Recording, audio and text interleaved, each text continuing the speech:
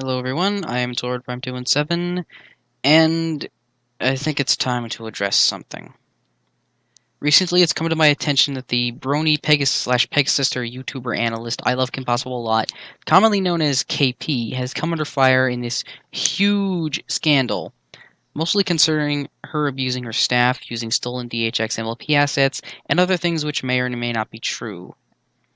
Though as to the first two things, I am inclined to believe that they are.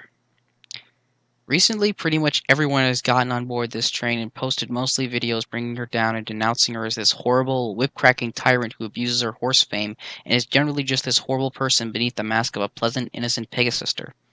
I've seen a few of these videos, mostly the less hate-filled videos that try a more rationalized approach to the situation, and my initial response to this news, which I was previously unaware of, honestly, made me feel despair. Now, I'm not a huge KP fan or anything. I enjoy her videos and am subscribed to her channel, but even still, the news that she was secretly this awful person left me feeling almost betrayed.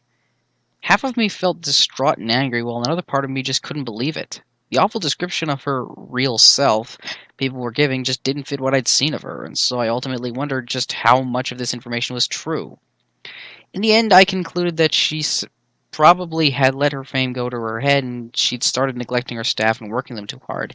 And she probably had used leaked DHX MLP assets for some of her videos. Or at least two, anyway.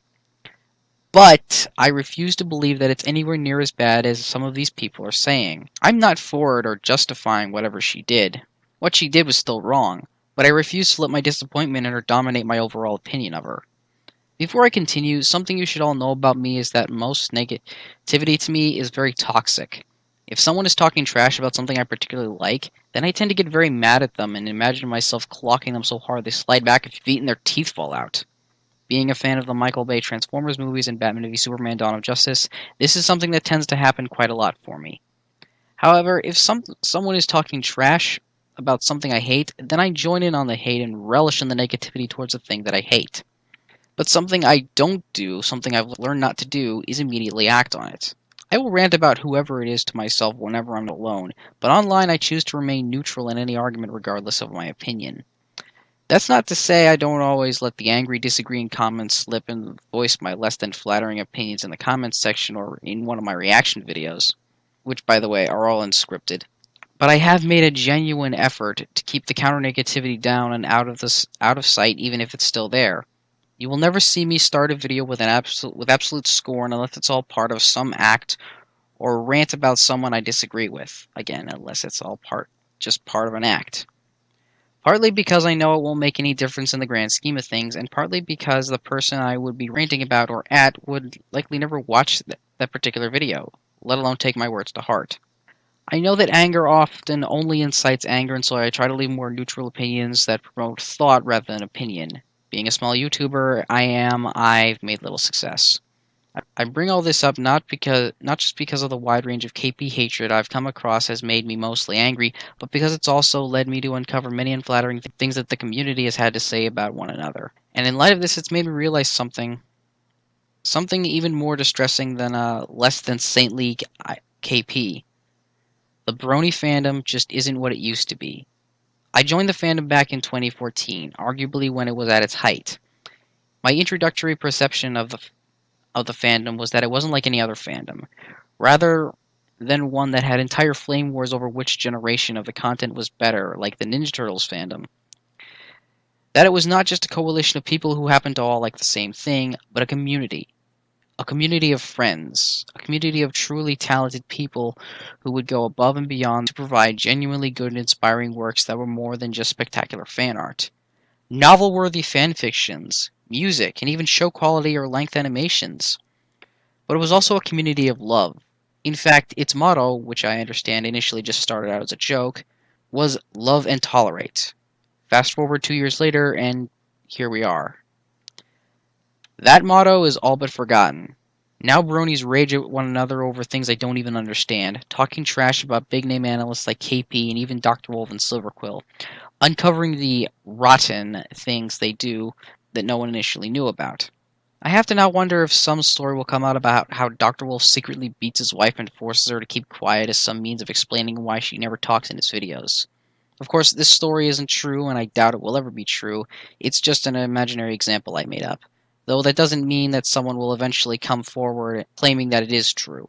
We continue to bolster happy, candy-colored cartoon horses, yet we are practically at war with one another.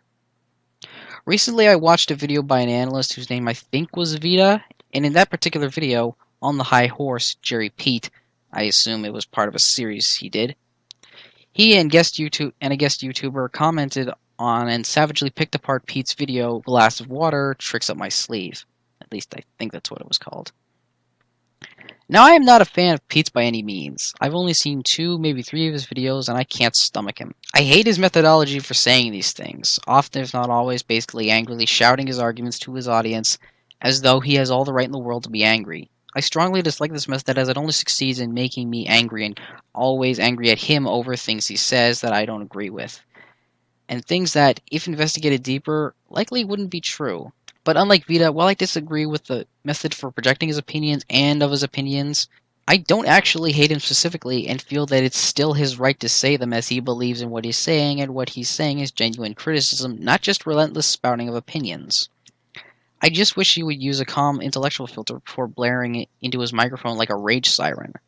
I say this because as I watched the video in question, a part of me relished Pete getting a taste of his own medicine as these two tore him apart while also adding layers of rude name-calling and other things. Yet another part of me was thinking very clearly, this is wrong. Here was a guy I didn't like rightfully getting torn apart, and yet a part of me wanted to step in and make them stop, to defend him, just as I wanted to do for KP, and anyone else getting torn apart by lesser-knowns. And frankly, this also includes other lesser-knowns of the fandom. And this is my point. Whatever happened to love and tolerate? Whatever happened with taking the lessons in MLP to heart and being a better person? Whatever happened to being a community, practically a family? We used to be something special. We used to not let the haters get to us when they criticized us. We used to go to their videos and blogs and leave harmless love messages in the comments instead of hate. We used to shrug it off when big-name news media like Fox News talked down on us in every slanderous way they could imagine. We used to be strong, not just because of the numbers we had, but because of the love, both platonic and otherwise, that we shared. We used to be inspiring, not because we broke the norm of fandoms, but because of who we really were. We used to be better than we are now. I don't believe we still are, but I do believe we can be that again. And I am still a brony, so whenever hate builds against someone in the fandom like KP, I will defend them even if I don't justify whatever they did. Even if it's targeted at a member of the community I don't like Lily Pete, or even Digibro or Tommy Oliver, I won't join in the hatred and would sooner step in and break up the bashing. Being a brony used to mean something, and I believe it still can. We need to stop all this hate flinging. We need to stop making angry commentary videos and directly talk to these people we take issue with. We need to stop rallying haters against those who don't like and try to be the voice of reason. We need to start forgiving again and be genuine friends to people even if we disagree with them or if they've done something wrong. We need to help rather than hate. Only then will things get better. Only then will love and tolerate mean something again.